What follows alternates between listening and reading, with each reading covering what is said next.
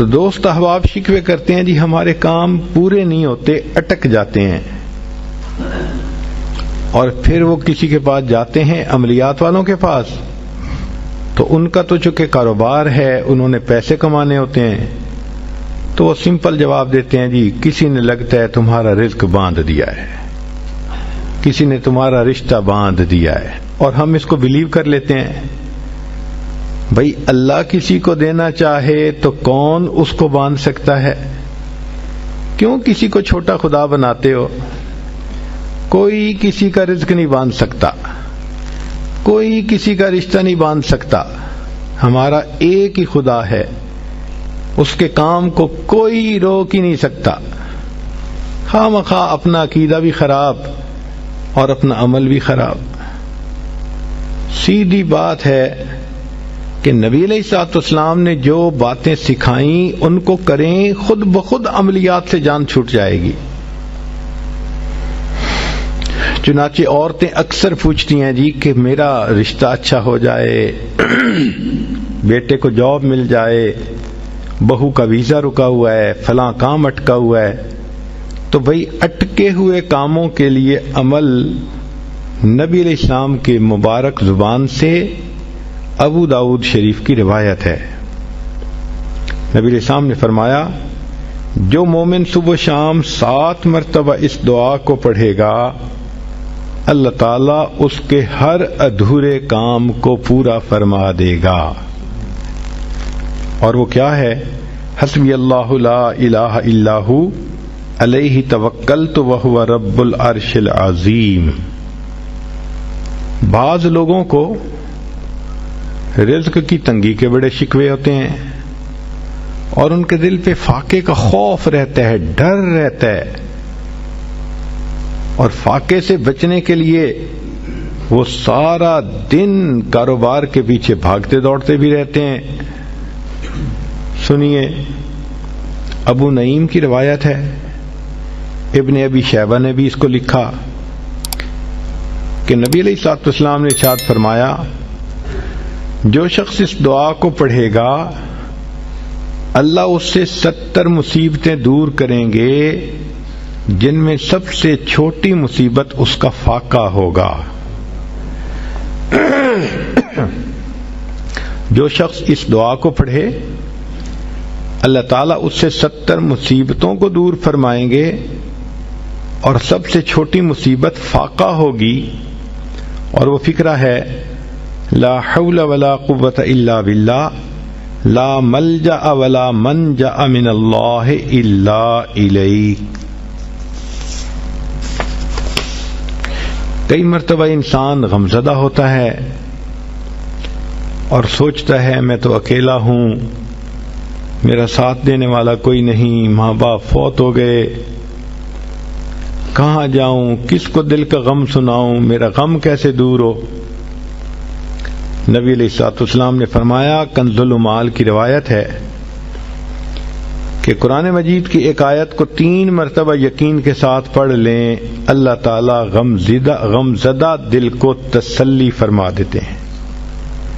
لا الہ الا انت سبحانک انی کنت من الظالمین۔ کتنی مختصر سی آیت ہے اور اکثر بچیوں کو یاد بھی ہوتی ہے۔ اس آیت کو 3 مرتبہ پڑھنے پر اللہ تعالیٰ انسان کی سیڈنس ختم کر دیتے ہیں، غم ختم کر دیتے ہیں، دل کو خوشی عطا فرما دیتے ہیں۔ کئی لوگوں کو دیکھا کہ بیمار ہوتے ہیں، کبھی ہسپتال کا چکر، کبھی ڈاکٹر کے پیچھے، تو نبی علیہ الصلوۃ والسلام نے ایک حدیث پاک میں فرمایا،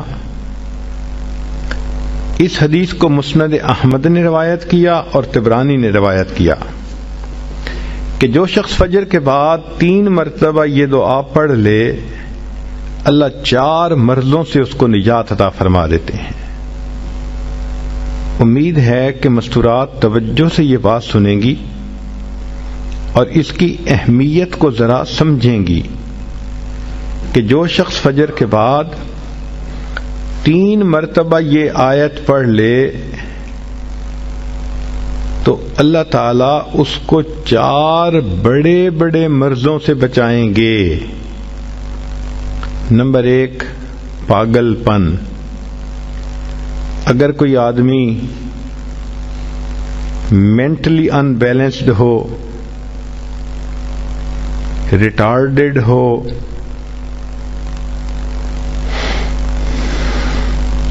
یا جس بندے کو چیزیں بھول جاتی ہوں یا چیزیں یاد نہ رہتی ہوں، ذہن سے متعلقہ جو بیماریاں ہیں وہ اسی پاگل پن کے زمرے میں آئیں گی. یا کسی کو مرگی کی بیماری ہوتی ہے، وہ بھی اسی زمرے میں آئے گی. تو پہلی بیماری جو اللہ تعالیٰ دور کرتے ہیں وہ ہے پاگل پن، اور دوسری بیماری کوڑ پن. کوڑ پن کہتے ہیں چہرہ بدصورت ہو جانا. یہ بھی ہو سکتا ہے کہ برس کی بیماری ہو جائے، جیسے بعض عورتوں کو جلد بالکل سفید ہو جاتی ہے اور عجیب بدنما چہرہ ہو جاتا ہے، یا کئی مرتبہ جسم پہ تل اتنے نکل آتے ہیں، دانے اتنے نکل آتے ہیں کہ چہرہ بدنما ہو جاتا ہے، یا چہرے پر داغ پڑ جاتے ہیں کالے رنگ کے. تو چہرے پہ داغ پڑیں، چہرے پہ دانے بنیں، یا چہرے پہ برس کے نشان پڑیں، کوئی بھی چیز ہوگی وہ اسی کوڑ پن کے زمرے میں شامل ہوگی، جس سے کہ چہرہ انسان کا بدصورت ہوتا ہو. یہ بیماری بھی اللہ دور فرما دیں گے. اب جن بیچاریوں کو بیوٹی پارلر پہ جانے کا شوق رہتا ہے اور اپنے فیس پہ پتہ نہیں کیا کیا پروسیس وہ کرواتی ہیں، تو ان کو تو چاہیے کہ وہ اس آیت کو یا اس فکرے کو بار بار پڑھیں تاکہ اللہ تعالیٰ ان کے چہروں کی خوبصورتی دیر تک سلامت رکھیں. اور تیسری چیز ہے اندھا پن. اندھے پن سے مراد یہ کہ آنکھوں کی بینائی ہی چلی گئی، یا آنکھوں میں موتیا بند آ گیا، یا آنکھوں پہ اینک لگانی پڑ گئی. یہ سب ایک ہی بیماری کی تفصیلات ہیں. تو جن کی نظر کمزور وہ بھی پڑ سکتی ہیں،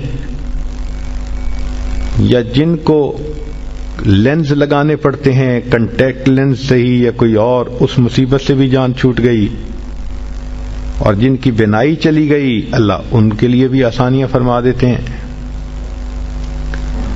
تو پاگل پن کی بیماری ختم، کوڑ پن کی بیماری ختم، اندھے پن کی بیماری ختم، اور چوتھا فرمایا فالج کی بیماری ختم.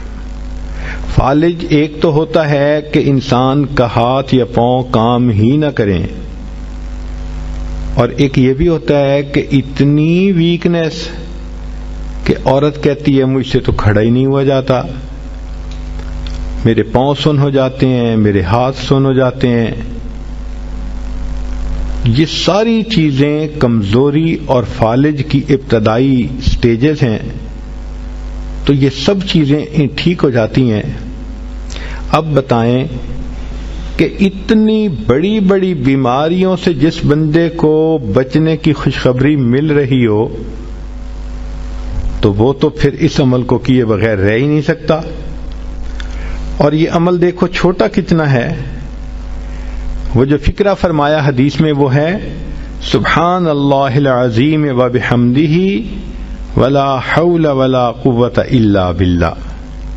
اتنا سا فکرہ پڑھنے پر اللہ چہرہ بھی پر نور بنا دیتے ہیں، میموری بھی تیز کر دیتے ہیں، اللہ تعالیٰ بینائی بھی تیز کر دیتے ہیں، اور اللہ تعالیٰ جسم میں طاقت بھی بھر دیتے ہیں. یہاں تک تو نیکیاں کمانا، گناہوں کو بخشوانا، فرشتوں کی دعائیں لینا، غمزدہ دل کو تسلی ملنا، اور بیماریوں سے محفوظ ہونا، اس طرح کے عمل بتائے تھے. اب ایک عمل سن لیجئے کہ دجال سے محفوظ ہونا. دجال ایک تو بڑا ہوگا نا، جس کو دجال اکبر کہتے ہیں، جو آئے گا اور بندے اس کے پیچھے لگ کر اپنا ایمان خراب کر لیں گے. جو امام مہدی کے آنے پر اور عیسیٰ علیہ السلام کے آنے پر ظاہر ہوگا، ان کے آنے سے پہلے ظاہر ہوگا، اور عیسیٰ علیہ السلام اس کو لد کے مقام پر قتل کر دیں گے. اس فتنے سے نبی علیہ السلام بچنے کی دعائیں فرماتے تھے، صحابہ بھی بہت ڈرتے تھے اس فتنے سے. تو انسان کا دل چاہتا ہے کہ دجال سے محفوظ ہوں. حدیث پاک میں ہے جو شخص جمعہ کے دن سورہ کہف پڑھے تو جمعہ سے جمعہ تک اس کے گناہ معاف، اور اگر وہ روزانہ پہلی 10 اور آخری 10 آیتیں پڑھ لے اللہ اس کو دجال سے محفوظ فرمائیں گے. تو اس عمل کو کرنے سے ایک تو دجال سے محفوظ ہو گئے، اور دوسری بات اور بھی سن لیجئے کہ دجال دجل سے بنا. دجل کا مطلب ہوتا ہے فریب دینا، دھوکہ دینا. اور بچیوں عورتوں کو انسان کی شکل میں بھی کئی دفعہ دجال مل جاتے ہیں. وہ ان کی عزتیں لوٹتے ہیں، بہانے بنا بنا کے دھوکے دیتے ہیں، ان کو بیٹرے کرتے ہیں. تو اس عمل کے کرنے سے عورت بچی ایسے دجالوں سے بھی. السلام علیکم ورحمۃ اللہ وبرکاتہ. آپ نے پیر ذوالفقار احمد نقشبندی مدظل عالی کی ویڈیو دیکھی اور ان کا وظیفے کا عمل سنا. یاد رکھیں حضرت کا یہ وظیفے کا عمل انتہائی مجرب ہے. آپ لوگ کریں اور یقین کے ساتھ کریں اور پابندی سے کریں. انشاءاللہ آپ کو بہت زیادہ اس کے فوائد ملیں گے. آپ کے گمان میں بھی نہیں ہوگا کہ وہ انعامات اللہ تعالیٰ آپ کو عطا فرمائیں گے. بس بات یہی ہے کہ نمازوں کا اہتمام اور اللہ کی طرف توجہ اور عمل پہ مواظبت، یعنی ہمیشہ کے لیے عمل کریں.